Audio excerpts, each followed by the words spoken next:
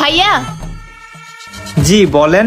ভাইয়া আসলে আমার ব্যাগটা না চুরি হয়ে গেছে, আর আমি বাসায় যাব, কিন্তু আমার কাছে এক টাকাও নাই। আমাকে যদি কিছু টাকা দিতেন। আচ্ছা ঠিক আছে আপু, আপনি যেহেতু বলতেছেন আমি নাও করতে পারতেছি না। অ্যাকচুয়ালি আপু আমার কাছে তো বেশি টাকা নাই, যেইটুকুই আছে ওখান থেকে আমি কিছু টাকা দিতেছি।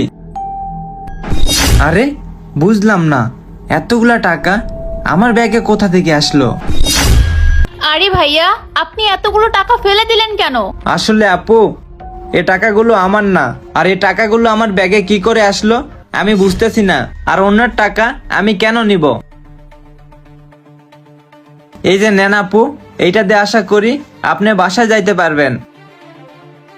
ভাইয়া মানলাম টাকাগুলো আপনার না, কিন্তু টাকাগুলো তো আপনি নিজের কাছে রাখতে পারেন, আপনার তো কোনো কাজে আসতে পারে। না না